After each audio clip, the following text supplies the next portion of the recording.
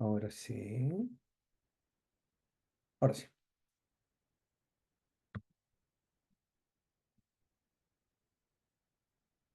¿Se ve la pantalla, Sole? No mis notas, ¿no es cierto? Se ve, Sí, se ve perfecto. se ve perfecto. Ok, gracias.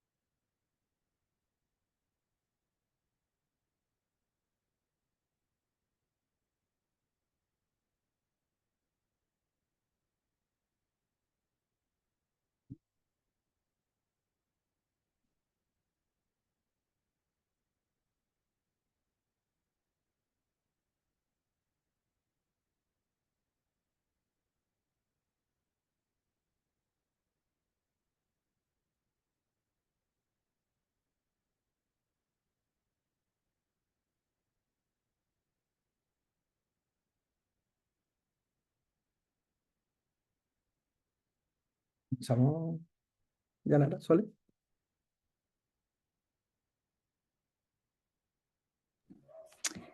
Bueno, vamos a comenzar. Bienvenidas y bienvenidos al webinar Tecnología Educativa en América Latina y el Caribe, construyendo una agenda de investigación y desarrollo.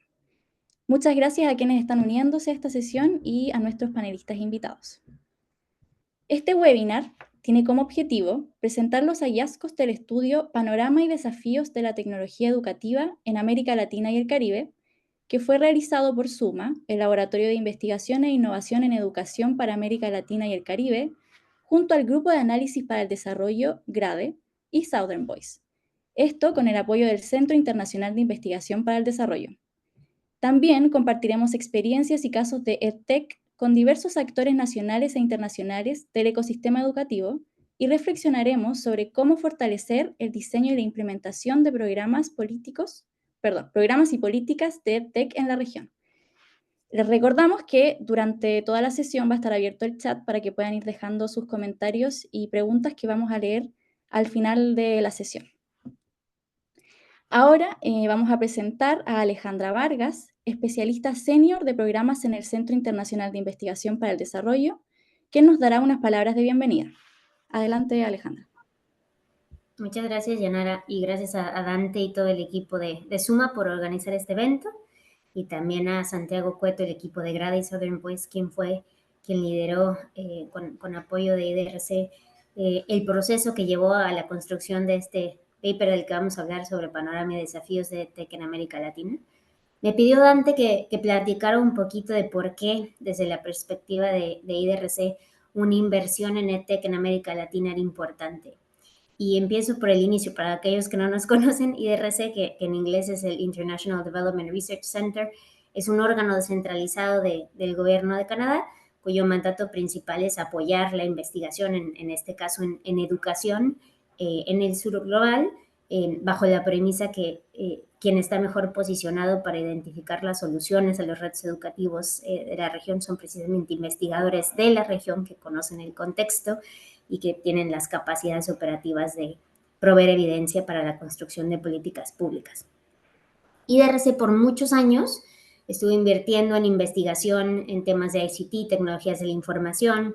En años más recientes, a través de la División de Educación y Ciencias y de un programa titulado KICS, IDRC estuvo invirtiendo mucho en apostarle a caballos específicos, a innovaciones educativas probadas y apoyar poco a poco su adopción y su escalamiento por parte de gobiernos en la región. Un ejemplo concreto del cual Santiago Cueto, que está presente, podría hablar a detalles, Conecta Ideas, por ejemplo, en el caso de su escalamiento en Chile y la experiencia peruana. Y lo que nos pasaba mucho en IDRC cuando hablábamos con ministerios de educación antes de la pandemia, cuando hablábamos de la importancia que consideraran EdTech y analizar con evidencia sus impactos y su promesa potencial en mejorar resultados educativos, había algunos ministerios con interés y otros que decían, esto es algo deseable, pero no necesario. Y luego llegó el COVID-19 y sumamente el deseable se volvió absolutamente necesario, y con toda prisa y con niveles variados de preparación, todos los países de la región y del mundo tuvieron que empezar a adoptar tecnologías altas y bajas para tratar de aportar cierta continuidad educativa a todas las poblaciones, particularmente a las más vulnerables. Y lo que vimos es obviamente un proceso que en cierta dimensión fue imperfecta, que visibilizó la desigualdad en América Latina, y en cierta dimensión magnificaron brechas de inequidad en varias dimensiones, en género, en divisiones rurales y urbanas, en muchas dimensiones características de la desigualdad que caracteriza nuestra región. Y hace 3 años, IDRC, en particular mi colega Florencio Ceballos y yo, empezamos a considerar qué pasa si empezamos a analizar, no invertir solamente en ciertas innovaciones específicas o apostar a caballos puntuales, sino qué pasa si pensamos en invertir en el camino más difícil, pero quizá más sostenible y fructífero, esa es nuestra esperanza, de trabajar con ministerios de educación en la región para fortalecer sus capacidades técnicas, para examinar algunos factores. Uno, que entendieran realmente a qué grado EdTech está impactando o no un aprendizaje, y un aprendizaje inclusivo. Reconociendo, y creo que esto fue un mensaje central del reporte GEM, que falta evidencia del sur global y de la región sobre cuáles son los impactos que EdTech tienen en aprendizaje. Otra, obviamente, entender que las innovaciones y la evidencia que existe sobre su eficiencia a veces son desarrolladas por los mismos grupos que están tratando de fomentar, ¿no? La adopción de las innovaciones por innovadores, y con eso hay un tema de objetividad que es importante. Entonces, generar evidencia objetiva era importante para que los ministerios de educación supieran realmente a qué caballo apostarle, ¿no? en la adopción de innovaciones. Y por otro lado, reconociendo que el contexto de América Latina está caracterizado por esta desigualdad y que es complejo, bueno, que valía la pena invertir en evidencia que fuera específica y regional. Por otro lado, uno de los objetivos o premisas era entender cómo ayudar a los ministerios de educación a apreciar cuáles eran las innovaciones que sí funcionaban y que sí estaban centradas en preguntas de educación y no de tecnología. Que es un poco de los retos ¿no? de las críticas comunes en ocasiones de TEC, que tanto se centra en preguntas realmente educativas. Y sobre todo apostarle a innovaciones locales, y idealmente innovaciones que fueran productos de un producto de consulta con estudiantes, con maestros, con poblaciones vulnerables, para asegurar que las innovaciones fueran pues lo más cercanas a las realidades de los contextos operativos más vulnerables de nuestra región. Y también ayudar a los ministerios a entender cuáles eran las implicaciones del uso de TEC, desde costos hasta cómo medir el éxito de su aplicación. Y por último, creo que esto es un elemento central que se destaca en el paper que Dante va a platicar, era cómo apoyar el desarrollo de políticas públicas en la región que permitieran que aquellas innovaciones probadas que eran buenas pudieran tener éxito, viendo con temas como cuáles eran estándares básicos de conectividad, temas como cómo fomentamos políticas que ayuden a asegurar que hay una capacitación de maestros adecuada, porque al final del día, ¿no? Sin un componente de profesionalización de maestros que sepan cómo usar estas innovaciones y usarlas para la enseñanza, por así que la batalla de TEC está perdida. Y creo que realmente el trabajo que hizo Dante y colegas, hablando de algunos de los retos de gobernanza y el desarrollo de políticas públicas en regiones central a este debate de cómo generamos bienes públicos educativos y políticas públicas que permitan que TEC tenga éxito en las dimensiones más completas y más inclusivas. Bajo esta premisa, IDRC recurrió a Grade y a Southern Voice a hacer un proceso de scoping, de análisis en varias regiones, no solo en América Latina, pero hoy nos enfocamos obviamente en el contexto latinoamericano. Y se hizo un taller en mayo del año pasado en México, donde Dante y varios investigadores participaron de todas las regiones, llevando a la aprobación de la iniciativa de TEC de IDRC con estos insumos tan valiosos que se generaron por parte de todos estos equipos de trabajo. Y es una iniciativa de 9 millones, 2.5 están destinados exclusivamente para América Latina, y como parte del objetivo era generar o fortalecer redes de investigadores, de innovadores de la región, de ministerios de educación, se recurrió a Fundación Ceibal, que había generado la red ADELA, la red de Alianza para la Digitalización de la Educación en América Latina, para avanzar este trabajo. Entonces, esta iniciativa acaba de iniciar y mi esperanza es realmente que obviamente Suma se sume, que se sume Grade, que se sume Southern Voice, que se sumen todos ustedes que se están uniendo a esta conversación, porque parte del objetivo es que haya convocatorias para hacer mecanismos rápidos de respuesta, conectar a ministerios de educación con investigadores a resolver, ahora sí que preguntas puntuales de cómo pueden generar evidencia de la eficiencia de TEC, de qué innovaciones apostar y contestar esas preguntas centrales que permiten a los ministerios de educación hacer decisiones mejor informadas sobre cómo capitalizar en las innovaciones tecnológicas para el beneficio de las poblaciones más vulnerables. Entonces, menciono para estar pendiente un poco de esas convocatorias, de esas oportunidades de participar de los mecanismos de respuesta rápida y también de estar pendiente de la generación de evidencia en temas que están vinculados a un poco al futuro de TEC, desde cuáles son los vínculos de, por ejemplo, inteligencia artificial generativa en educación y otros temas centrales que creo que también apuntan un poco hacia el futuro de dónde queremos avanzar a nivel regional. Lo dejo ahí, Dante, y paso el micrófono de regreso a Yanara de Zoom. Muchas gracias. Muchísimas gracias, Alejandra, por tus palabras. A continuación le vamos a dar las palabras a Rafael Carrasco, subdirector de Suma. Muchas gracias, Yanara, y muy buenas tardes. Reitero la bienvenida a este webinar sobre tecnología educativa en América Latina y el Caribe, a propósito de construir una agenda de investigación y desarrollo. Así que una alegría, ¿verdad?, estar aquí compartiendo con todas ustedes, todos y todas ustedes. Aprovecho de agradecer también a nuestros socios de la IDRC. Alejandra, muchas gracias por tus palabras, de Grade, de Santiago, de Southern Voice, en fin. Y me presento también, mi nombre, como decía, es Rafael Carrasco, soy subdirector de Suma. Para los que nos conozcan, bueno, y para los que no nos conozcan, Suma es el laboratorio de investigación e innovación en educación para América Latina y el Caribe. Y tenemos como misión apoyar el resguardo del derecho a la educación. Eso quiere decir que nos interesa apoyar y promover la calidad de la educación, pero también la calidad y la inclusión. Nuestro foco de trabajo tiene que ver con acercar el mundo de la investigación con el mundo de la práctica. Por eso mismo este webinar, ¿no es cierto? ¿Cómo vamos acercando esto que trabajamos en un mundo académico, investigativo, a lo que pasa en las escuelas y pasa también en los gobiernos? Creemos que como región latinoamericana y el Caribe tenemos mucho que aprender de lo que está pasando en el resto del mundo para apoyar y facilitar nuestros procesos de transformación, pero también creemos que la región tiene mucho que aportar. Entonces, nuestro rol también es apoyar a destacar cosas que estamos trabajando, ¿no es cierto?, y pueden también ser aporte al resto del mundo, ¿no? Y en eso estamos, las organizaciones que hoy día estamos convocando, ¿no?, de la IDRC, de Grade, de Southern Voice, colaborando en este esfuerzo común. Y bueno, la región, la verdad, como todos sabemos, tenemos importantes desafíos sociales y educativos.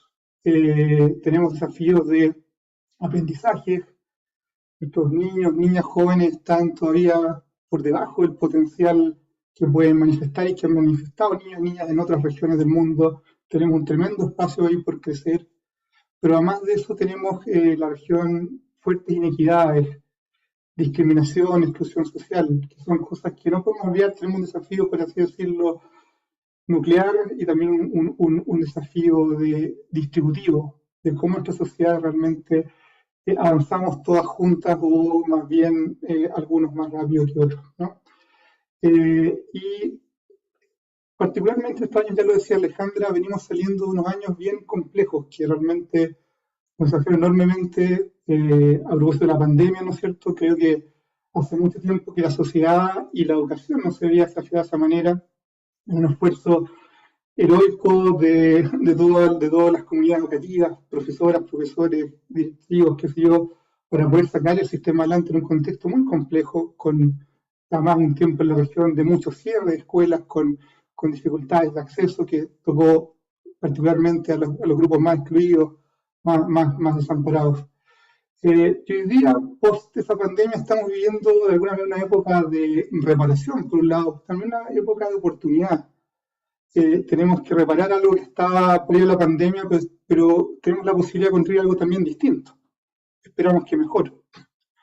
Y como bien decía Alejandra, en este contexto de oportunidad, la tecnología ha irrumpido como una presencia crecientemente presente en lo que es la sociedad y la educación, a propósito de todo lo que es la interconectividad, pero también a propósito del surgimiento de la inteligencia artificial, que ha tomado un lugar muy rápidamente importante y que se vislumbra como algo que va a generar cambios radicales ante los cuales no está claro que estemos suficientemente preparados, ¿no? Y en ese sentido, la tecnología se ha presentado históricamente como una promesa, como una oportunidad de apoyar, catalizar el mejoramiento, promover un acceso más equitativo, ¿no es cierto? Una promesa que quizás es un poco naif, porque la realidad y la complejidad del mundo ha mostrado, ¿no es cierto? La tecnología por sí sola no soluciona las cosas, no es como que uno genere interconectividad, entregue computadoras, regale software y las cosas mejoran. Lejos de eso, y más aún, lo que la experiencia ha mostrado es que la tecnología también puede generar y exacerbar problemas sociales como la inequidad, la exclusión, los estereotipos sociales, las diferencias de género, en fin. Y me parece eso sí que estamos poco a poco dejando esta mirada naive y nos estamos preguntando al mismo tiempo qué caminos tenemos que recorrer para realmente llevar a cabo este potencial positivo de la tecnología, no sé si se puede explicar, y también hacerse cargo de los lados más oscuros, ¿no? Yo creo que este es un desafío más que es grande, pero también otro lado ineludible, no nos podemos hacer los lesos, no podemos hacer como que esto no va a ocurrir. La pregunta no es si una transformación en este sentido viene, sino que es cómo la abordamos. Y entonces aquí vuelvo a lo que planteaba, ¿no es cierto, Alejandra, de la importancia de comprender mejor el fenómeno de tecnología y las implicancias, los alcances de la educación y la manera como esto puede ayudarnos a actuar más efectivamente y más equitativamente, inclusivamente en nuestro sistema educativo. Por lo tanto, esta invitación que nos hacía la IDRC, ¿no es cierto?, de una agenda de investigación y desarrollo, se hace tremendamente necesaria. Y ya lo decía también previamente, ¿no es cierto?, una agenda que ojalá responda a las necesidades de la región. Las necesidades de Latinoamérica y el Caribe no son las mismas de Europa, las de África, las de Asia. En ese sentido es muy importante que sean nuestras propias redes, nuestros propios equipos, nuestros propios educadores, investigadores, en fin, que podamos abordar este desafío y trabajar juntas en entenderlo y entender mira de cómo se potencia. Y esta agenda tiene que ver con la comprensión del fenómeno, las luces y sombras, por así decirlo, de este fenómeno, dónde está impactando, con qué magnitud, en qué medida, en qué dimensiones educativas y sociales, tanto positivas como negativas. También cuáles son las condiciones que se deben tomar en consideración.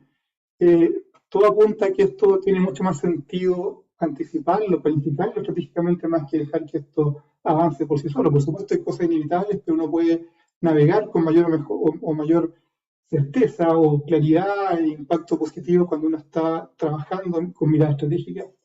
El elemento de la gobernanza, la institucionalidad, la regulación, la infraestructura, esto no está por solo, tiene que ver con cómo nos organizamos como sistemas, sociedades para hacernos cargo, para desarrollar políticas públicas educativas que vayan dentro de esto. Cómo se combina el acceso a los distintos actores. Estamos hablando de estudiantes, familias, pero también nuestros docentes y directivas. La importancia de preparar la formación, el potenciamiento del rol docente, no solamente el aprendizaje, sino que también cómo promovemos una enseñanza apoyada por la tecnología. Y también cómo potenciamos este tipo de espacios, los espacios de colaboración, de conversación y co-construcción, ¿no? Tenemos mucho que aprender respecto a esto, esta agenda es muy importante y en eso estamos.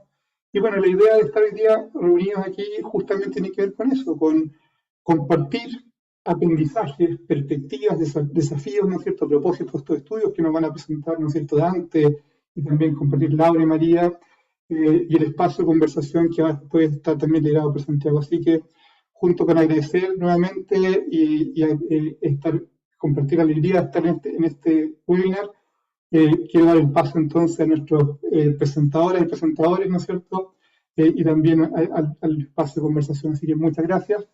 Y Yanara, te doy de nuevo la palabra para que tú introduzcas la sesión siguiente. Muchas gracias. Muchísimas gracias, Rafael, por tu intervención. Ahora vamos a presentar a nuestros panelistas. Estamos con Dante Castillo Canales, director de Políticas y Prácticas Innovadoras de Suma, quien coordinó el reporte que hoy se está presentando para América Latina y el Caribe. Laura Stipanovic, Advocacy Partnerships and Events Officer de GEM Report de UNESCO. Y María Ballarín Bonassi, investigadora principal en el Grupo de Análisis para el Desarrollo. Adelante, Dante.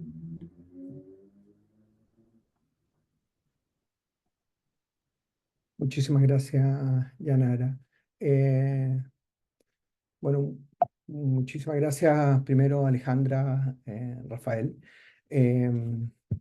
María, Laura, que han estado, digamos, gentilmente han estado disponibles para compartir, digamos, este, este espacio. Básicamente quería ocupar estos minutos de presentación para comentar de manera muy breve diría yo, los desafíos y el panorama de la tecnología educativa en América Latina, que como decía Alejandra, precisamente fue uno de los reportes de apoyo del reporte que escribió el equipo de Grace Southern Boys liderado por Santiago y por María. Entonces, queríamos darle a prioridad a la discusión en América Latina. Entonces, bueno, parte de los comentarios, de los hallazgos, digamos, de este reporte, de este estudio, ponen foco precisamente en la región, digamos. Que muchos de ellos, si uno mira el reporte regional, el reporte global que trabajó Santiago con María y su equipo, de alguna manera hay temas que son muy comunes, digamos, y que uno puede pensarlo más bien como característicos del sur global, digamos, Asia y África. Quiero reconocer obviamente también que este no fue un trabajo, estoy haciendo yo la presentación, pero hubo un equipo de trabajo con quien trabajamos precisamente en este estudio, con Liz Mejía, que ella es consultora independiente de la UNESCO, con Ernesto Roque Gutiérrez, que trabaja actualmente en Inglaterra, en un proyecto en la Universidad de Oxford, con Ariana Valentini, que es especialista también de UNESCO, y Johanna Rupke, que es especialista también en la Comisión Alemana para Movilidad.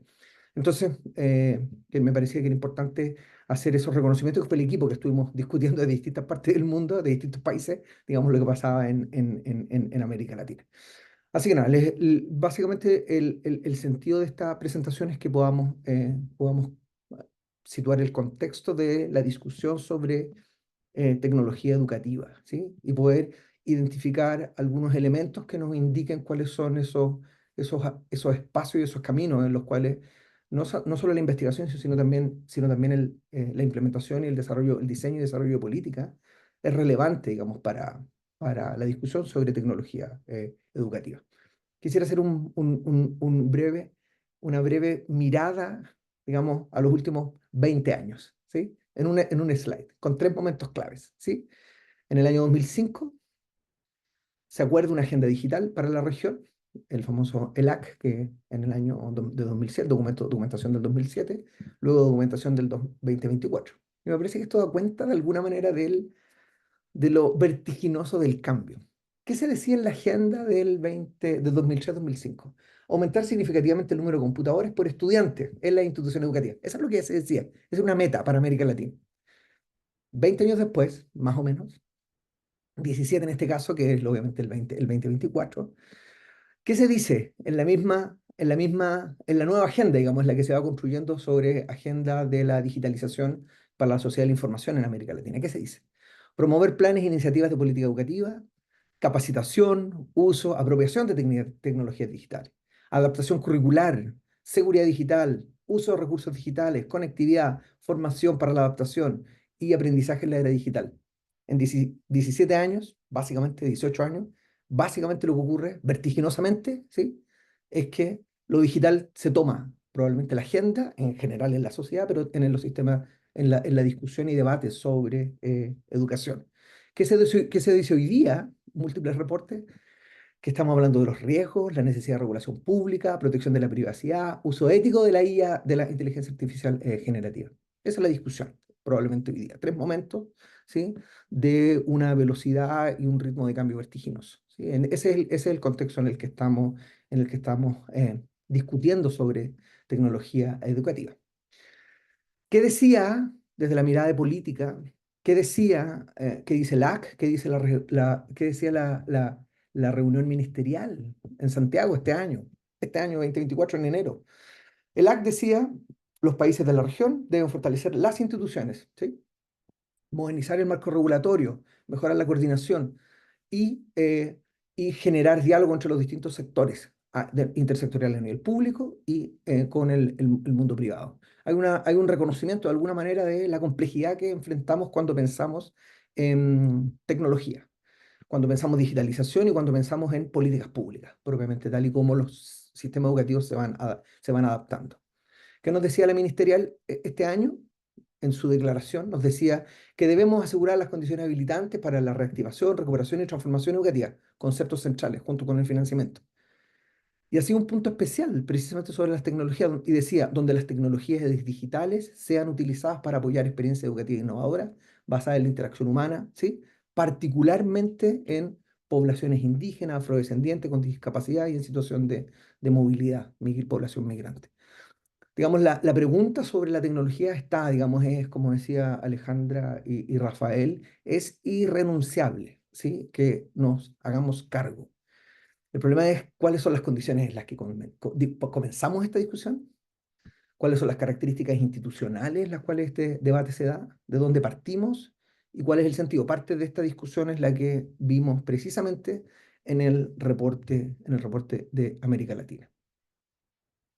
La pregunta es que, y esto es un reporte, digamos, del BID, es que, sin embargo, no existen las condiciones, o las condiciones son enteramente desiguales, o tremendamente desiguales en la región, las condiciones digitales de los sistemas educativos. La mayor parte de los países tiene condiciones de inicio muy, digamos, deficientes, inadecuadas, para ofrecer precisamente educación en línea, educación digital a todos los estudiantes, digamos.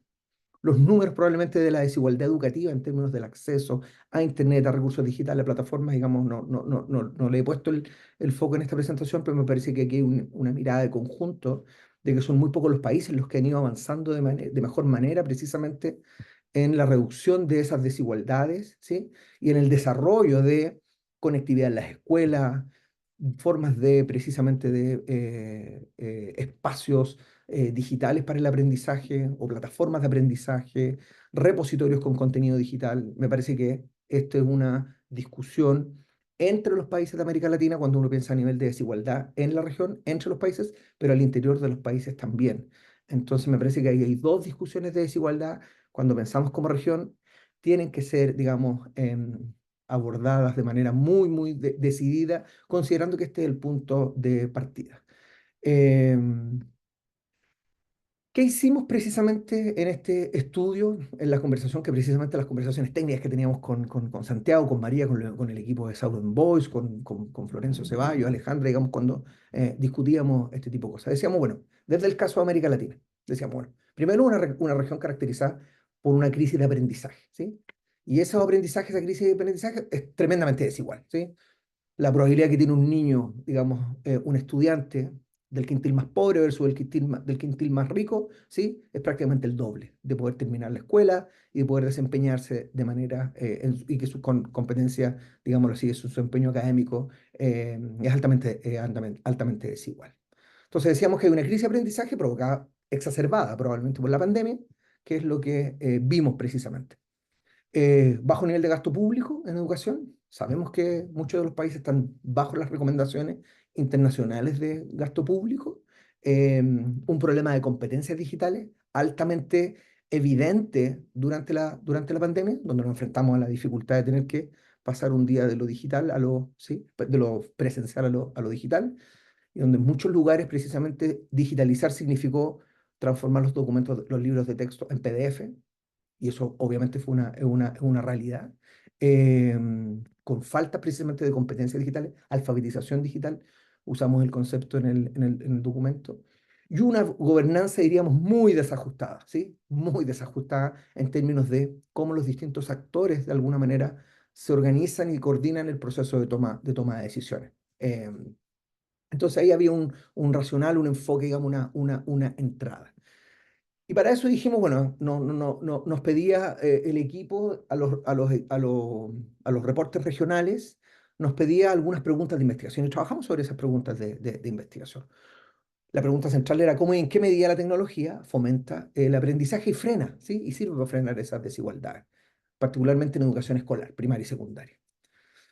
Nosotros probablemente en nuestro reporte pusimos más énfasis en algunas preguntas específicas y menos en otros énfasis, porque hicimos una mirada más bien de política pública, ¿sí? De cómo los sistemas educativos se estaban organizando.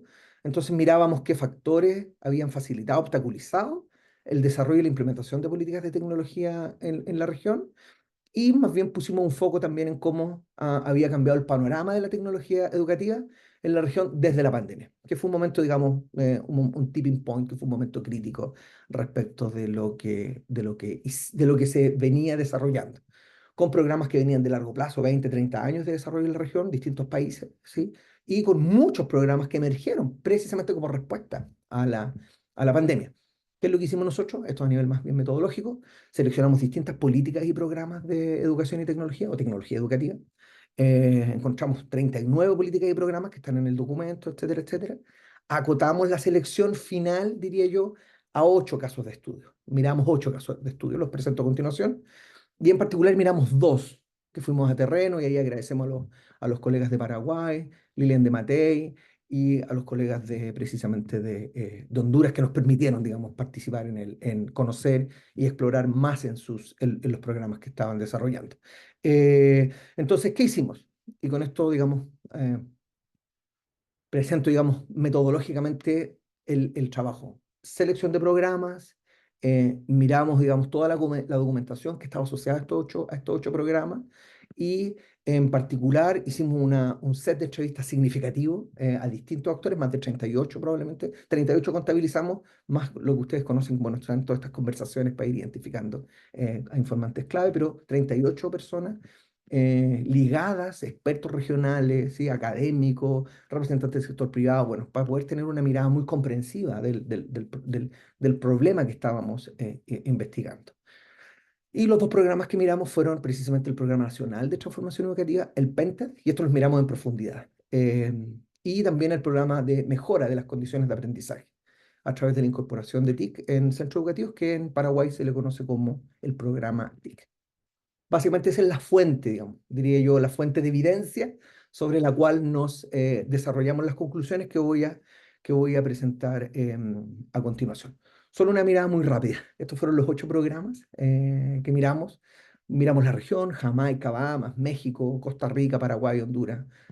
Miramos Profuturo, que es un programa más bien que desarrolla la Fundación Profuturo en distintos países de la región. Miramos el programa GIGA en el Caribe.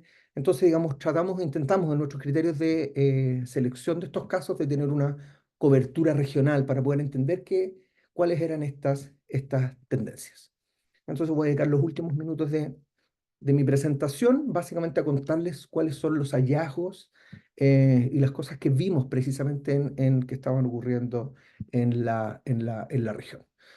¿Qué diría yo? Que hay tendencias consolidadas. Lo primero, hay tendencias consolidadas y hay tendencias emergentes en tecnología educativa, ¿sí? ¿Cuáles son las tendencias que ya están de alguna manera consolidadas y que se viene discutiendo sobre ellas? La primera es la importancia de la provisión de dispositivos personales digitales. Eso es lo evidente, que tiene que ver con temas de conectividad y acceso de calidad. No es solo, la pandemia mostró que el acceso, primero la disposición de dispositivos en una familia que habían 3 niños, 3 estudiantes, ¿sí? Y cómo se tenían que compartir los dispositivos, y eso ya generaba un conflicto, digamos, y un problema, tensión al interior del hogar. No solo eso, digamos, vimos probablemente en las noticias y en la prensa un sinnúmero de fotos de niños puestos, digamos, en los cerros, en los techos de sus casas, en los árboles, ¿sí? Intentando tener conectividad, ¿sí? Y por lo tanto la pregunta es acceso al Internet de calidad, digamos, con una capacidad, digamos, de tráfico que sea, digamos, que permita a los estudiantes, digámoslo, acceder a contenido digital o plataformas de aprendizaje. Entonces es una tendencia consolidada que en la pandemia se destacó, digamos, precisamente por los niveles de desigualdad y de inequidad de lo que sabíamos que existía. Hay un segundo, digamos, tendencia, nos parece que es claramente visible en la región y que lo han mostrado distintos reportes, digamos, es la creación de ecosistemas digitales, es decir, recursos que empezaron a ser, digamos, a estar más disponibles. Los ministerios empezaron a crear plataformas, se venían ya desarrollando, estamos pensando de inicio de los 2000, fines de los 90, los famosos portales educativos que adquirieron, por cierto, adquirieron durante la pandemia, digamos, una posición mucho más, digamos, relevante, donde los ministerios empezaron a, digamos, a proveer de esos materiales, intentando crear, digamos, espacios en donde los estudiantes y los docentes pudieran recurrir a búsqueda de material pedagógico, ¿sí? Y el problema, de nuevo, asociado a la conectividad, es que no estaban disponibles para todo el mundo. Todos sabemos, y por eso no quiero entrar en estos detalles, digamos, de los procesos más micros que se dieron, la importancia del WhatsApp. Todos los que hemos estado trabajando en tecnología y trabajamos durante la pandemia, mirando los procesos que estaban ocurriendo en la región, sabíamos que el WhatsApp se había convertido en una herramienta clave. Cuestión que en la discusión posterior a la pandemia se empieza a discutir precisamente si tenemos que tener dispositivos en el aula o no. Digamos, en una especie de discusión algo, digámoslo así, paradójica, ¿sí? Descansamos tremendamente los dispositivos digitales en la pandemia y hoy día la discusión es, debemos sacar los dispositivos digitales los dispositivos del aula. Digamos. Quizás la pregunta no es, los sacamos o los dejamos, sino quizás es cómo los usamos y cómo apoyan el proceso pedagógico. Pero bueno, esa es otra discusión, digamos, pedagógica. Vimos una serie de tendencias emergentes de tecnologías en la región y que tienen que ver claramente con lo que ya decía hace un momento, la formación en competencias digitales. Docentes, estudiantes y profesionales de la educación necesitan digamos, formarse en cómo utilizar la tecnología para fines educativos y fines pedagógicos. Probablemente toda esta discusión que estado muy en boga respecto de los jóvenes y ser nativos digitales, lo que probablemente mostró es que, digamos, que había mucha dificultad que los jóvenes tenían un acceso y una interacción con los dispositivos que era escasamente pedagógica. Entonces ahí surge esta idea de que necesitamos fortalecer competencias digitales en los estudiantes y en los docentes particularmente, de cómo introducen la tecnología al aula. Vimos que empiezan a haber tendencias respecto de la preocupación de lo local, ¿sí? Y de las comunidades, particularmente de algunas comunidades, ¿sí? Particulares más bien en zonas rurales, ¿sí? Cómo empiezan a usar la tecnología en grupos que la tecnología empieza a servir como un mecanismo de integración respecto, por ejemplo, de los materiales que están escritos no en lengua, digamos, original de muchas de las poblaciones que eh, asisten a la escuela digamos, y no hablan el idioma, digámoslo así, dominante del país o el idioma oficial. Entonces ahí la tecnología puede jugar un rol importante.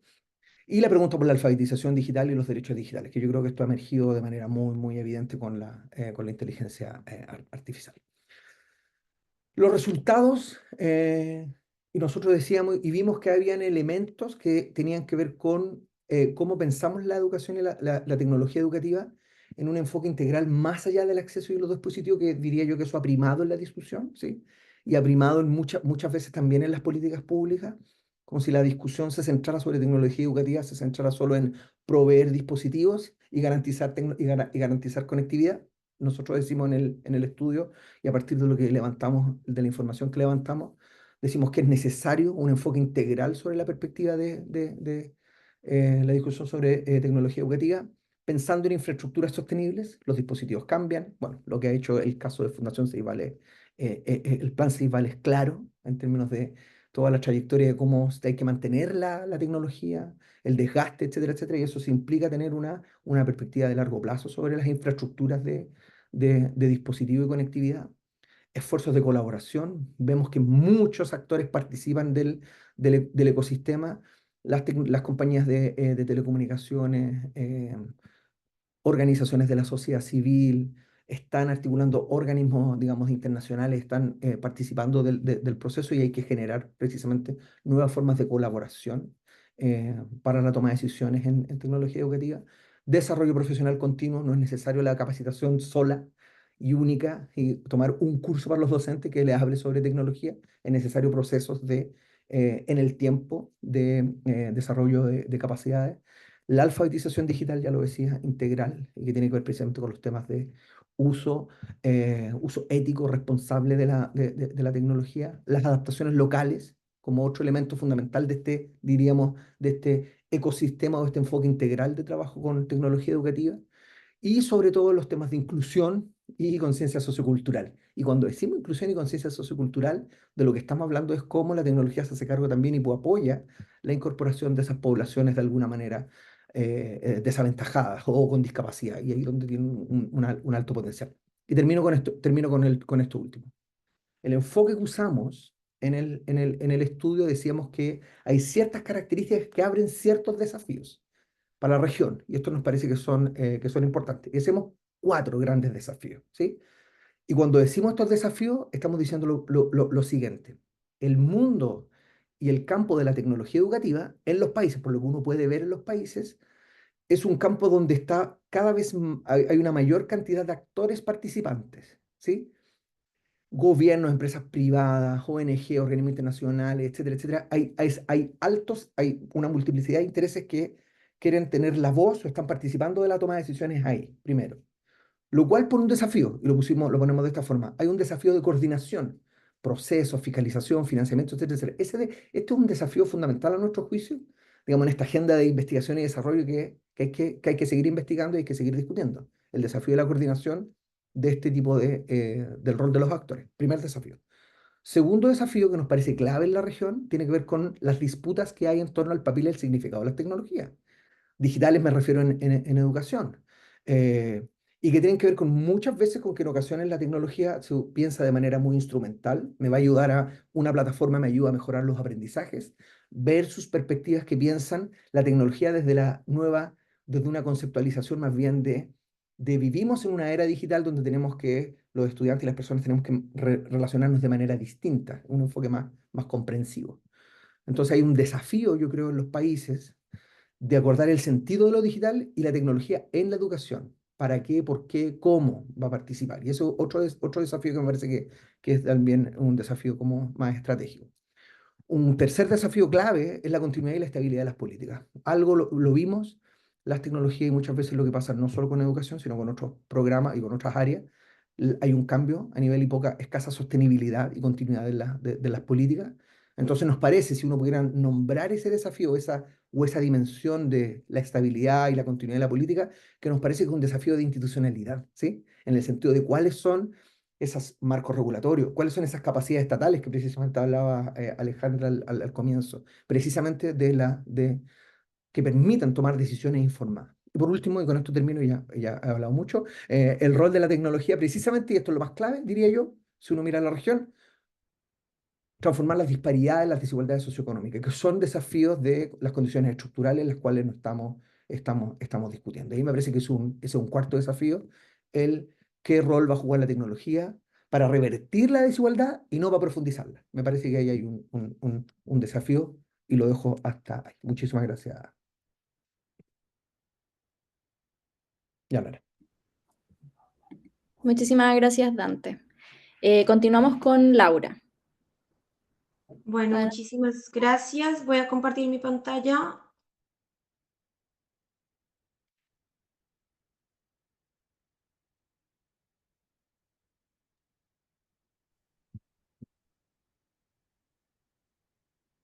Muy bien.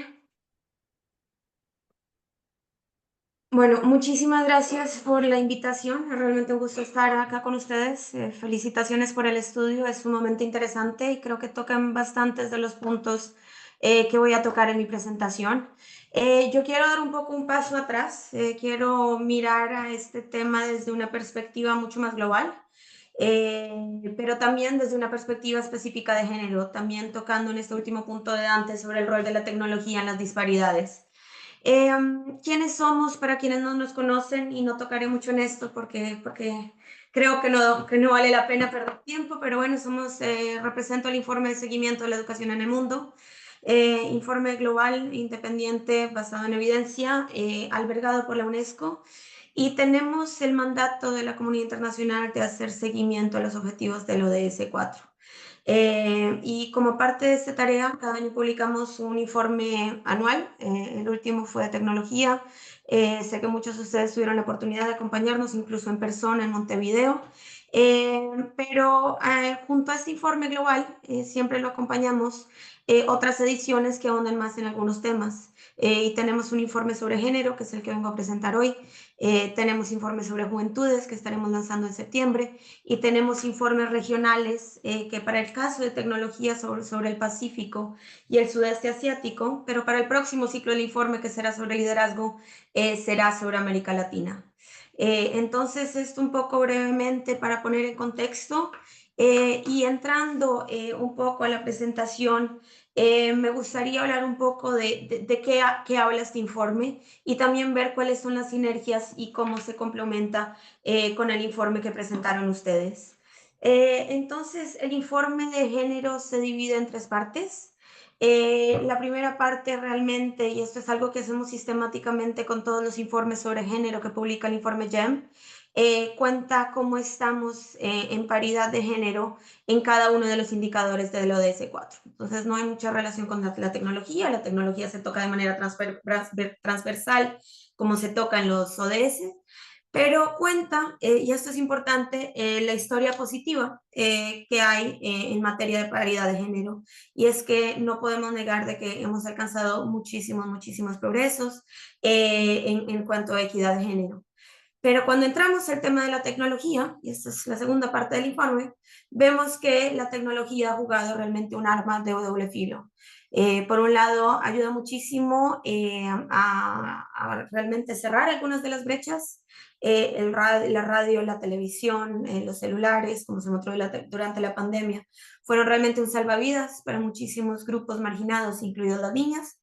Pero por supuesto está el otro lado de la moneda, y es que juega un rol muy grande al incrementar las disparidades. Y creo que esta era una de las últimas conclusiones que mencionaba Dante en el estudio, y es realmente este desafío tan grande que tiene la tecnología a la hora de ser implementada en las aulas.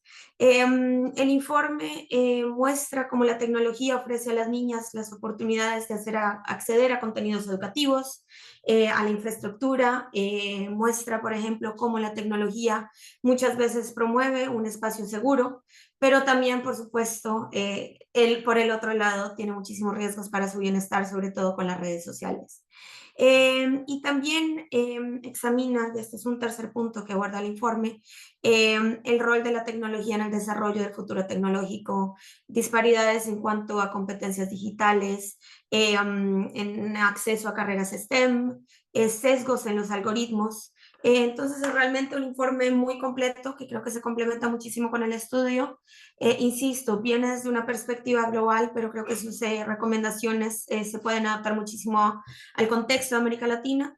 Y quiero rescatar, antes de presentar un poco algunas de las palabras que mencionó Dante y que mencionaron Alejandro y Raúl en su presentación, y son temas que recurrentemente hemos rescatado tanto en el informe como en género, como en el informe global, y es el hecho de la importancia del contexto, de la inclusividad, de un enfoque integral, de la ética y de la sostenibilidad. Y voy a entrar en esto un poco desde una perspectiva de género.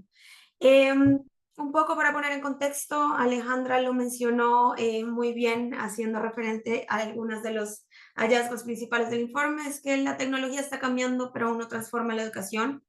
Y esto es algo importante, porque cuando estábamos acabando de redactar el informe, salió ChatGPT con la inteligencia artificial.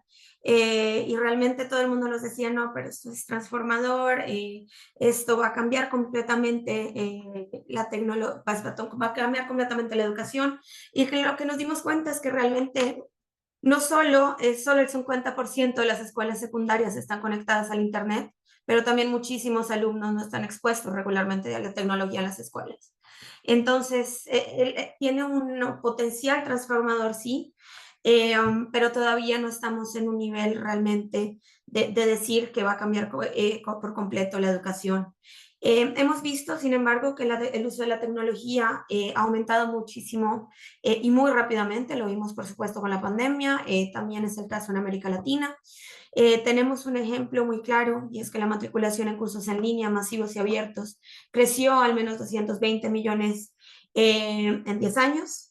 Pero también vemos un sesgo y una disparidad de género muy grande, y es que, por ejemplo, solo el 81% de hombres y el 75% de mujeres tienen acceso a un teléfono celular. Entonces ya las disparidades empiezan a verse en cuanto al acceso a los dispositivos solamente. Y vemos, y esta cifra a mí siempre me llama mucho la atención, hay 244 millones menos de mujeres utilizando Internet en todo el mundo. En países del sudeste asiático, por ejemplo, de África, hay muchísimos sesgos y normas sociales que también impiden y que son un obstáculo muy grande para que las mujeres accedan fuera, por supuesto, de las barreras que hemos mencionado y que mencionó Dante, como son la tecnología. Por supuesto, su uso varía en función de ingresos, nivel educativo y preparación del profesorado y, por supuesto, de género. Y esto lleva a una premisa que creo que es la premisa fundamental del informe, y es que los niños pueden aprender sin tecnología. Lo han hecho durante muchísimos años, creemos que lo seguirán haciendo, pero la tecnología, por supuesto, es una herramienta, y es una herramienta que puede servir muchísimo y puede ayudar mucho si está siendo utilizada de la manera adecuada. Y por eso el título del informe, una herramienta en los términos de quién, y después el informe de género, una herramienta en los términos de ellas, lleva mucho esta cuestión de la tecnología como una herramienta para ayudar al aprendizaje, siempre y cuando se use en los términos correctos. Retomando un poco el punto que utilizaba y que mencionaba Alejandra, la evidencia de calidad imparcial escasea. Tenemos muy poquita evidencia de este tema. La tecnología, por un lado, evoluciona muchísimo más rápido de lo que podemos evaluarla. Los productos cambian cada 36 meses, pero sabemos que un currículo tarda muchísimo más. Entonces no estamos en un nivel similar, lo cual pone, por supuesto, y trae muchísimos desafíos. Este ejemplo que nos gusta mucho, en el Reino Unido, el 7% de las empresas realizaron ensayos aleatorios y el 18% estudios académicos. Y por supuesto, gran parte de la evidencia la genera quienes la están vendiendo, con lo cual genera problemas éticos, volviendo a lo que mencionaba Dante. Entonces, ¿qué creemos? Que las discusiones sobre la tecnología educativa deben centrarse en la educación y no en la tecnología, y esto es un punto muy importante. Y debemos partir de tres problemas, de los problemas más grandes que son para nosotros, a los que nos enfrentamos y a los que se enfrentan los sistemas educativos, que son la equidad, la calidad y la eficacia.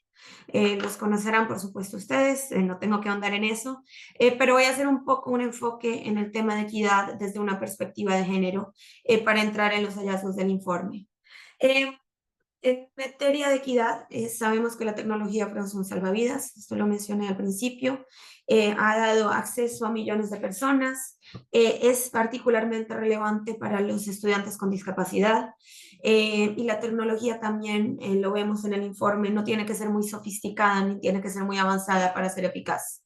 En México, la radio y las telesecundarias han mostrado resultados sumamente positivos en el aprendizaje. Entonces no tenemos que traer la última tecnología para generar cambios positivos, pero cuando la traemos sí tenemos que mirar que sea implementada de manera holística, integral y con acompañamiento del profesorado. Vemos que la tecnología es muy útil para aquellos en situación de emergencia, pero también vemos que el derecho a la educación debe ser sinónimo a una conexión significativa. Y esto es un poco, y mencionaste, Dante, el caso de Giga en los países del Caribe, y es que el ITU realmente está hablando de este tema, y es que no es solo la conexión, es la conexión significativa, es una conexión realmente representativa, que esté tanto en las escuelas como fuera de ellas. Y bueno, dato de la pandemia, seguramente lo sabrán, pero el 72% del alumno más pobre no tuvo acceso a la educación a distancia. Entonces realmente volvemos a ese tema de realmente el rol transformador de la tecnología. Y todo esto para recordarnos que la tecnología amplifica las brechas de género en la educación. Entrando un poco a cómo estamos en materia de disparidad en cuanto al acceso a las competencias, Vemos, por ejemplo, y esto sorprendentemente, en matemáticas a las niñas casi les va tan bien como a los niños, pero la disparidad empieza a aumentar cada vez que subimos más de nivel educativo. En lectura, en todo el mundo, por cada 100 niños hay 115 niñas con competencias de lecturas al final del primer ciclo de enseñanza secundaria. Y en matemáticas vamos igual, pero empezamos a ver una desigualdad que aumenta, como decía, a nivel que aumenta el nivel educativo. Esto lleva a que haya desde ya muy marcadas diferencias de género en el acceso a las competencias digitales, como es el caso de la programación. Y esto va a tener una consecuencia, y eso lo muestra el informe sobre género, en lo que es el acceso a las carreras STEM y luego en la inserción laboral y en las carreras con un enfoque tecnológico. La ansiedad matemática en las niñas es real. Esto viene también por la precondición de los padres, de los profesores, por la formación. Vemos en esta gráfica claramente cómo aumenta en algunos países y la diferencia también entre hombres y mujeres.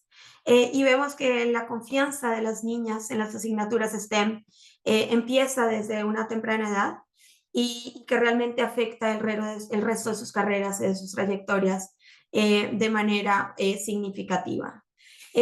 Esto, todo un ciclo con muchísima continuidad, lleva a que las niñas tengan muchísimas menos probabilidades de escoger carreras STEM, desafortunadamente. Vemos que el 15% de las mujeres y el 35% de los hombres eligen carreras STEM, que si bien las mujeres representan el 52% de todos los licenciados, solo representan el 35% de los licenciados en carreras STEM.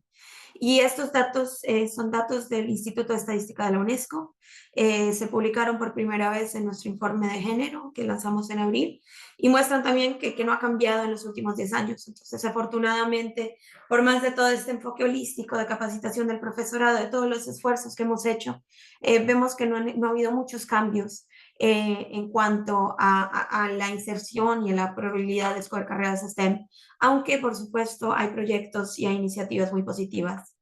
¿Qué pasa? Menos mujeres en carreras STEM, por supuesto, significa menos mujeres en trabajos STEM, no solo en matriculación, pero también en cuanto a patentes, en cuanto a sesgo de algoritmos, y en cuanto a ingresos. Y eso hace que la transformación digital esté liderada por los hombres. Y lo vemos muy representado ahora en temas de inteligencia artificial, donde vemos un sesgo muy importante en los algoritmos. Las mujeres constituyen solo el 26% de los empleados en datos de inteligencia artificial, 12% en computación en nube en las principales economías. Y esto es algo desafortunadamente que genera un ciclo que vuelve a empezar desde que matriculamos a las niñas a la temprana edad. Un tema aparte del STEM, pero también muy importante antes de cerrar, porque veo que ya estoy sobre los 15 minutos, es como también la tecnología como tal y las redes sociales afectan negativamente a las niñas. Entonces no solo tenemos las disparidades en las competencias digitales, las disparidades en el acceso, las disparidades en materia de infraestructura, pero también vemos que la tecnología puede tener y afectar negativamente el bienestar de las niñas. Los resultados en el aprendizaje muestran pocos resultados y poca diferencia en niñas y niños, salvo en algunos casos. Vemos, por ejemplo, que las niñas son más vulnerables de sufrir trastornos alimentarios, de ciberbullying, y que por supuesto todo esto tiene trastornos en el aprendizaje. Sé que acá me he ido un poco más fuera de tema, pero creo que me parece importante, porque Dante lo tocaste en uno de los puntos, cómo también tiene un efecto en el bienestar, en la privacidad, y son consideraciones también a tener en cuenta, sobre todo por las dificultades socioemocionales que puede tener. Entonces, vemos muchas oportunidades, pero también muchos desafíos. Al hablar de tecnología siempre pedimos hablar con mucha cautela y llamamos, y nuestro informe, el público principal de nuestro informe son los hacedores políticos, y los llamamos y creamos esta brújula con los teclados de un computador que creemos que al menos ayuda a tenerlo muy claro y a recordarlo, y es que las decisiones sobre el uso de la tecnología en la educación se basan en 4 principios. Y es si la tecnología es escalable, si la tecnología es sostenible, si la tecnología es apropiada y basada en el contexto, y por supuesto si es equitativa. Y esto nos lleva al principal mensaje de nuestro informe, que es que siempre el interés superior de los alumnos, y en este caso de las niñas, por supuesto, debe estar en el centro de un marco basado en los derechos humanos, que nos enfocamos en los resultados de aprendizaje y no en los insumos digitales. Es muy importante tener esta comprensión holística de la tecnología, el acompañamiento, la capacitación del profesorado, pero sobre todo que la tecnología digital es un complemento y no un sustituto de la interacción humana. Y que realmente no debemos olvidarnos del rol tan importante que tienen docentes y padres de familia en esta tarea. Entonces, con esto concluyo. Creo que nos conectamos un poco desde una perspectiva global y de América Latina con algunas de las recomendaciones. Y bueno, muchísimas gracias. Muchas gracias, Laura, por tu intervención. A continuación le vamos a dar la palabra a María, que nos va a presentar también. Sí. Hola, gracias. Voy a compartir mi pantalla. Si no, si puedes, brevemente. María. Ah, perfecto. Se puede compartir perfectamente. Sí, ahí está. Perfecto. Sí.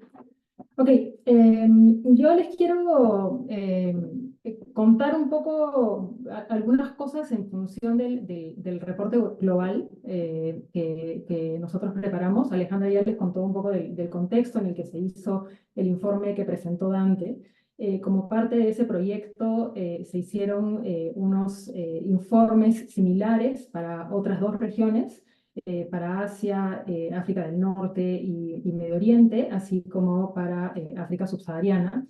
Y desde GRADE, a su vez, preparamos un informe sobre la tecnología educativa en el sur global, que se nutrió de esos informes regionales, pero que también estuvo basado en una serie de entrevistas con expertos internacionales sobre el tema, así como en una revisión de literatura bastante exhaustiva y en ideas que surgieron también de ese taller que tuvimos el año pasado en México, que les comentó Alejandra, donde participaron los equipos regionales, pero también un grupo de expertos que nos acompañaron en el proceso, ¿no?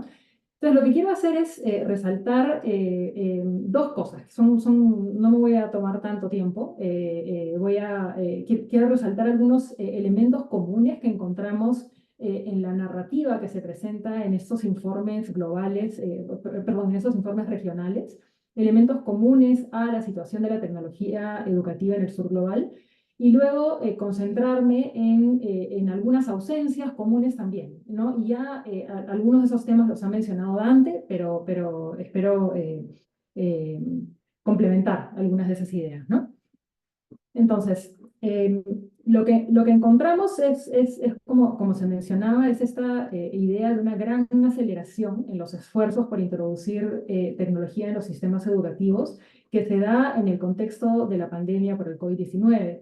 ¿No? Si antes de la pandemia la introducción de la tecnología se veía como una necesidad imperiosa en los sistemas educativos, la pandemia la convierte en una urgencia ineludible, en una cuestión inevitable, ¿no? Y se plantea también como una solución a un sinnúmero de problemas, ¿no?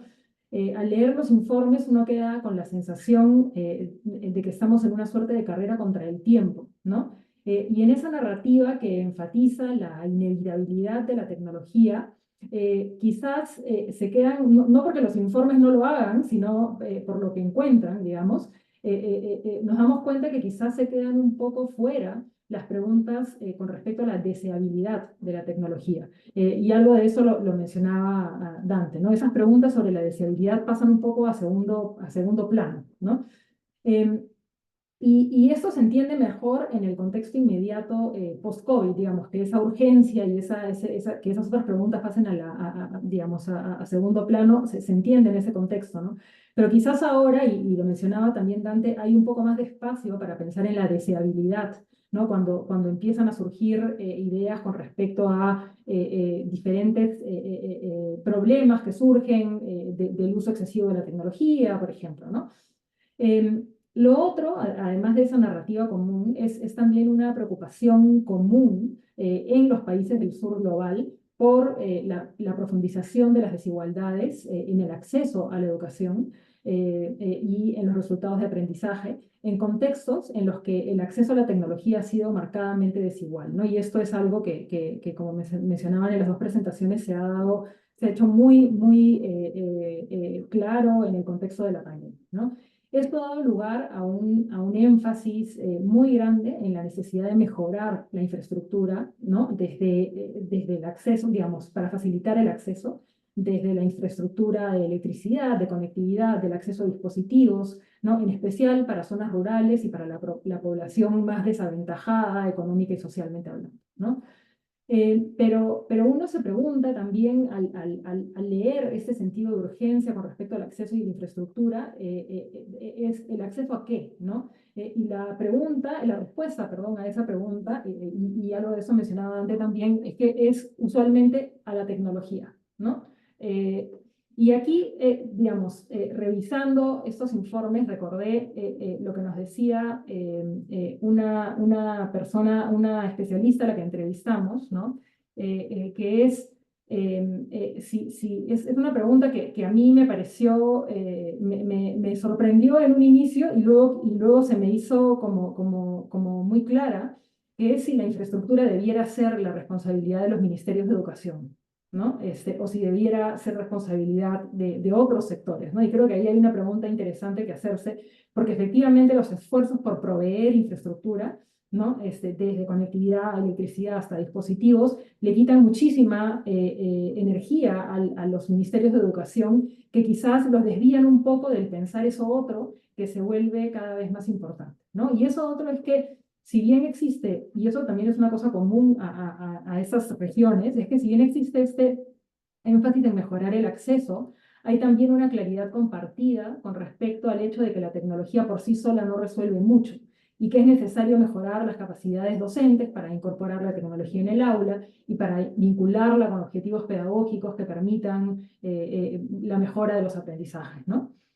Creo que una cosa que vale la pena notar es que existen diferencias también en las regiones en cuanto a qué actores lideran los esfuerzos por introducir tecnología educativa, ¿no? Por ejemplo, en los países de América Latina, Asia, Medio Oriente, etcétera, encontramos una mayor presencia de los estados promoviendo o desarrollando iniciativas públicas, digamos, de tecnología, mientras que en África subsahariana hay una presencia, un liderazgo mucho más claro de los actores privados. Pero incluso dentro de ese marco de estas diferencias, digamos, sí da la impresión de que son los actores privados, ya sea emprendedores, organizaciones, con o sin fines de lucro, quienes han liderado mucho la introducción de tecnología en las escuelas, ¿no? Esta presencia de actores privados, que no es exclusiva para el ámbito de la tecnología educativa, sino para los sistemas educativos en general, reconfigura, sí, la economía política de las políticas educativas vinculadas con la tecnología, ¿no? Los juegos de intereses, los objetivos contrapuestos, las oportunidades para la corrupción y las demandas de regulación, ¿no?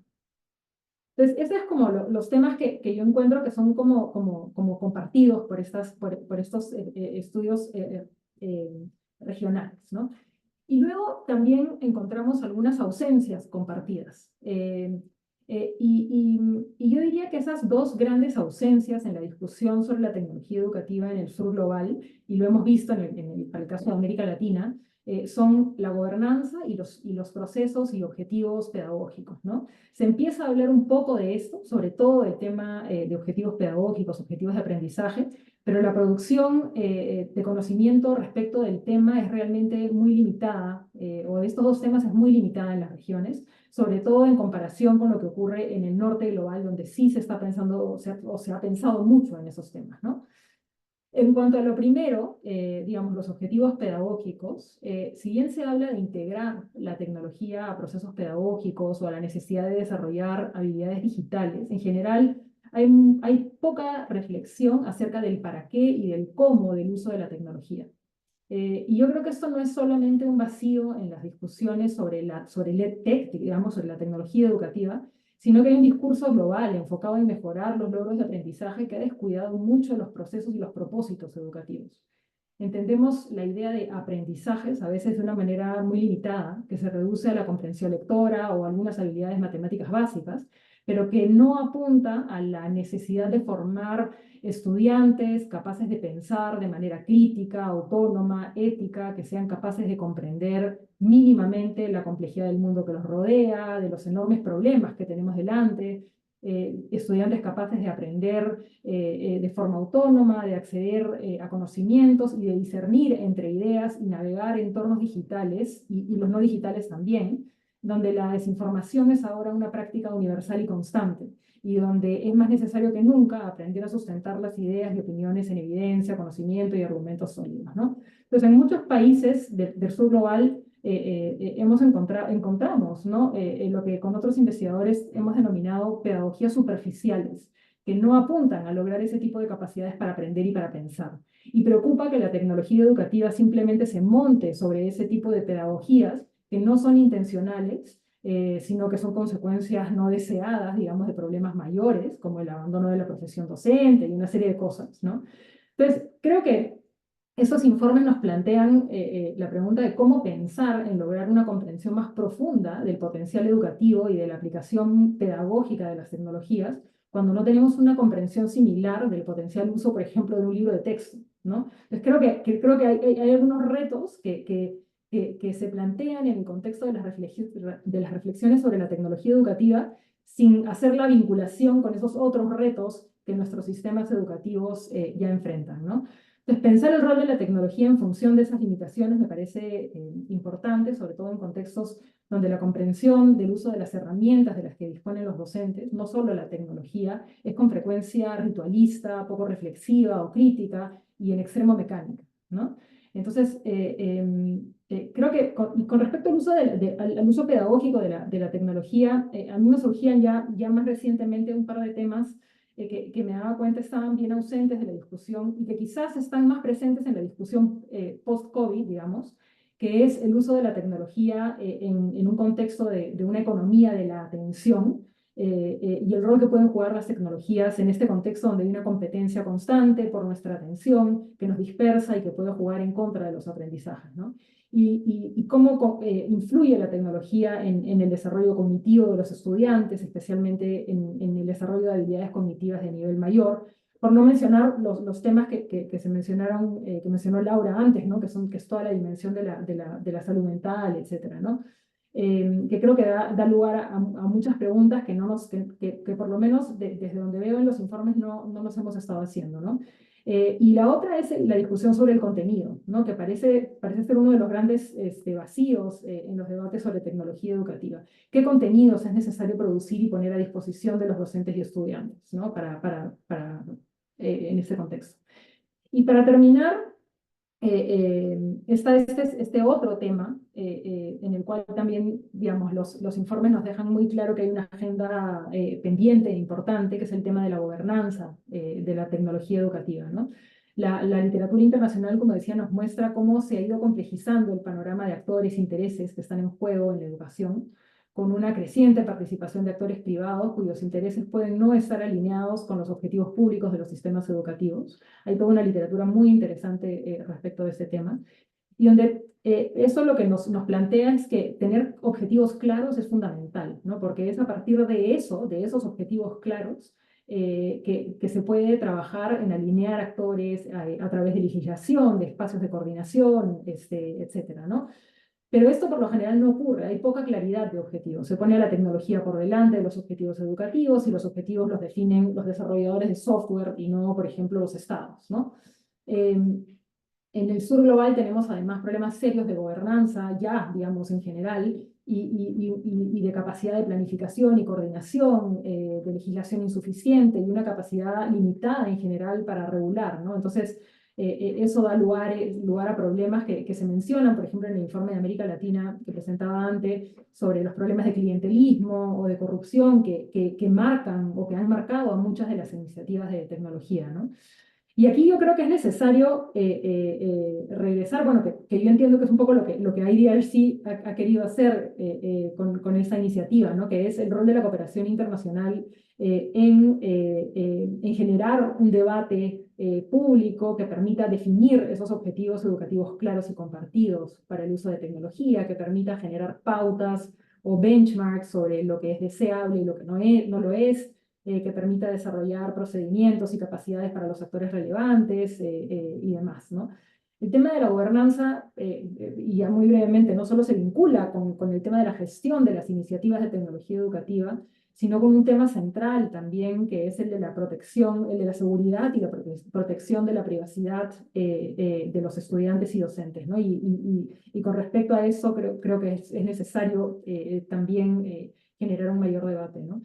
Entonces, para cerrar, simplemente sí urge redoblar esfuerzos para mejorar el acceso a la tecnología, hacerlo de formas que permitan reducir las desigualdades, pero urge también pensar en los propósitos y en las limitaciones que enfrentamos los países del sur global para lograr que estos procesos sean conducentes a la mejora de los aprendizajes, ¿no?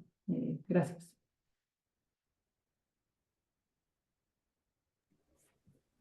Muchas gracias, María, y muchas gracias al resto de nuestros panelistas por sus aportes. ¿Sigues compartiendo todavía? Sí, y no sé cómo salir. Ahí está, ya lo encontré. Gracias. Perdón. Antes de continuar, nos tenemos que despedir de Alejandra, que se tiene que retirar. Le agradecemos muchísimo por su valiosa participación en este espacio. Muchas gracias, Alejandra. No, al contrario, muchas gracias por la invitación. Y sí, pongo mi dirección de correo en el chat por si hay alguna pregunta puntual que no me toquen en el intercambio, pero que quede pendiente. Muchas gracias. Perfecto, muchísimas gracias. Muchas gracias, Alejandra. No, al contrario. Hasta luego. Laura también tuvo que salir porque ya era muy tarde para ella, así que le agradecemos a Laura. Ella está en París ya cerca de las 12 de la noche. Bueno, vamos a acelerar un poquito porque ya estamos un poco pasados. Y invitamos a Santiago Cueto, investigador principal del Grupo de Análisis para el Desarrollo y miembro del directorio de Suma, quien nos dará su mirada y perspectiva sobre lo que debemos investigar y seguir conversando y discutiendo en términos de tecnología educativa. Adelante, Santiago. Bueno, muchísimas gracias en primer lugar. Ya se fue Alejandra, pero ahí de RC en el chat puse la dirección de Fundación Ceibal. Ahí pueden encontrar información sobre Adela. Y es muy buena noticia esto que nos ha contado Alejandra de fondos para investigación en la región, ¿no? O sea que todos, estoy seguro, estaremos atentos. En segundo lugar, quería agradecerle a Dante y a todo el equipo de Suma por organizar este evento, ¿no? Muchísimas gracias. Ha estado muy interesante. Yo la verdad es que estoy aquí sentado, muy complacido, muy estimulado y con ganas de aplaudir, pero bueno, sí, tengo que decir algunas cosas, voy a resaltarlas brevemente. En primer lugar, me gustó mucho el enfoque, bueno, creo que era subyacente a todo lo que se dijo, pero Laura lo puso en primer lugar, que es la idea del derecho a la educación. Porque en muchos países yo creo que la educación es vista más como un instrumento de desarrollo económico que como un instrumento de desarrollo de las personas, de las sociedades, de las comunidades. Esos dos objetivos no tienen que estar peleados, pero si uno dice que la educación es un derecho para todas las personas, entonces tiene que empezar a preocuparse un poco más por lo que podríamos llamar estudiantes vulnerables, ¿no? Y aquí se ha hablado mucho de equidad. Y en el informe, sí, mencionábamos varios de estos temas. Y género se ha mencionado aquí, en el informe también hablamos de discapacidad, lo mencionó también Dante, por supuesto. Etnicidad, que tiene que ver con, por supuesto, poblaciones indígenas, pero con otros grupos también, la población de origen africano, por ejemplo, en fin. Los refugiados, los desplazados, los migrantes, los estudiantes que viven en zonas rurales, en condiciones de pobreza o pobreza extrema, en hospitales por largos periodos de tiempo.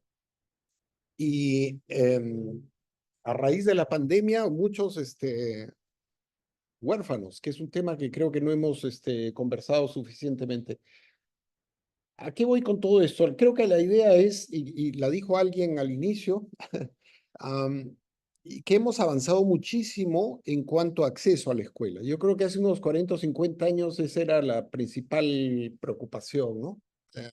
¿Cómo le damos acceso a todos a la escuela? Bueno, hemos avanzado mucho en eso, pero entonces se han generado nuevas formas de inequidad. Las nuevas formas de inequidad tienen que ver desde que las hemos identificado, seguramente desde siempre, pero que las hemos identificado hace unos 20 o 25 años con niveles de aprendizaje, digamos, con diversos programas nacionales, internacionales.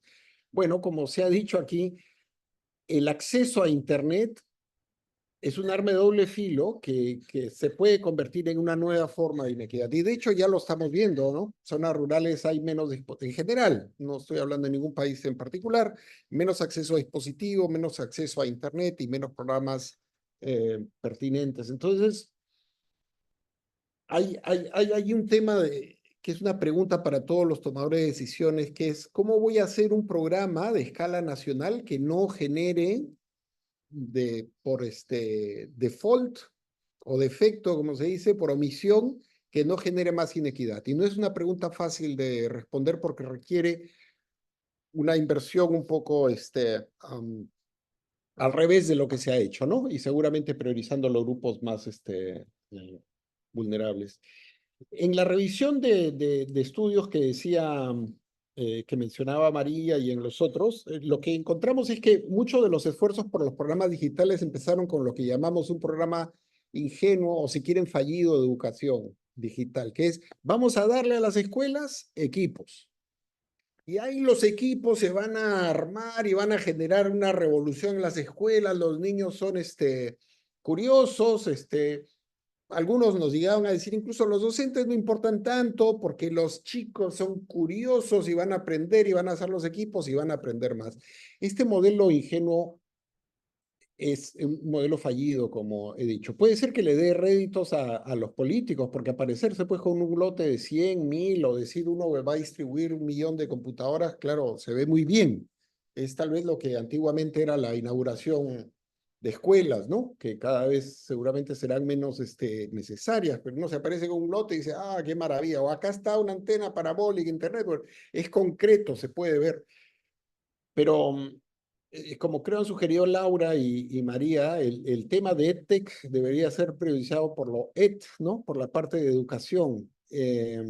Y ahí lo que sabemos es que no funciona este modelo ingenuo. Lo que sabemos, hay alguna evidencia que está funcionando, es lo de enseñar al nivel adecuado.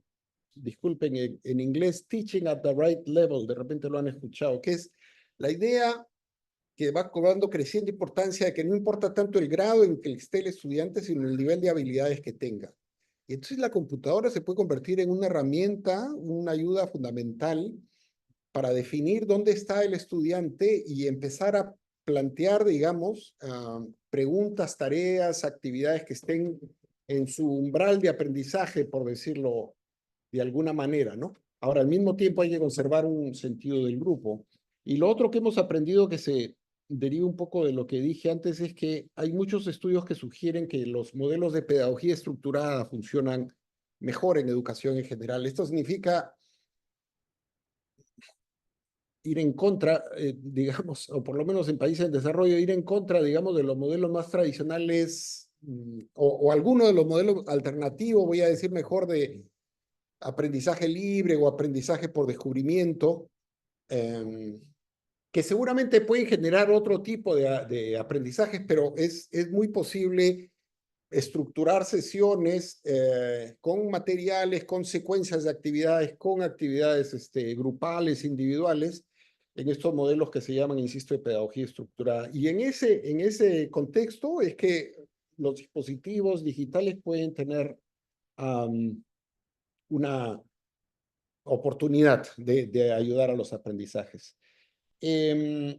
Voy a terminar con un comentario. Laura decía que la equidad, la calidad y la eficacia son tres criterios para definir. Hay un cuarto que lo menciono al final, creo, tangencialmente, que es lo que se suele conocer como pertinencia, porque ella dijo que la pedagogía, que la tecnología sea apropiada. La pertinencia tiene que ver pues con, y esto se vincula con lo que decía María también, con no comprar, entre comillas, enlatados que puedan venir muy bien de su funcionamiento en otro lado, pero que, por decir algo, no vayan con, si un país tiene un enfoque con solución de problemas, o un país tiene un enfoque con un énfasis en interculturalidad o en conservación del ambiente, o lo que sea que haya decidido el país, los software educativos, los programas educativos, los programas de educación digital tienen que ser pertinentes para esas metas que se ha puesto al revés. Y no se trata de ir al mercado y decir, a ver, ¿cuál software tiene mayor evidencia? Sino encontrar algunos, insisto, que sean pertinentes. Y si uno está hablando de poblaciones digitales, bueno, perdón, poblaciones indígenas, bueno, ahí está todo el tema de educación intercultural bilingüe también que se podría trabajar, pero es ahí donde se ha usado más el término pertinencia. Pero yo quería que piensen un poco en eso. Al final, de lo que se trata es de lograr sistemas que usen de manera crítica, esto se ha mencionado también, todos estos recursos, ¿no? Y para ello, volviendo al modelo ingenuo o lo fallido del modelo ingenuo, es fundamental, indispensable trabajar con docentes y tal vez por ahí venga una línea de investigación muy fuerte, ¿no? Cómo incorporarlos para que hagan el mejor uso, dados sus fines, para el aprendizaje y desarrollo de los estudiantes. Muchísimas gracias, Yanara. Muchísimas gracias a ti, Santiago. Bueno, y en honor al tiempo, que ya nos pasamos más de 15 minutos, vamos a tener que finalizar acá nuestro webinar. Le queremos agradecer a nuestros invitados y por supuesto también a cada una de las personas que se conectaron con nosotros durante esta jornada. Esperamos que haya sido un ambiente grato, de mucho aprendizaje y de intercambio de conocimiento. Muchísimas gracias a todos y todas y esperamos que tengan una muy bonita tarde o noche, dependiendo de dónde se encuentren. Muchas gracias, Nara. Muchas gracias, María. Muchas gracias, Santiago. Un abrazo. Gracias. Nos vemos. Que Nos estén vemos. muy bien. Chao, chao. Chao. Hasta luego.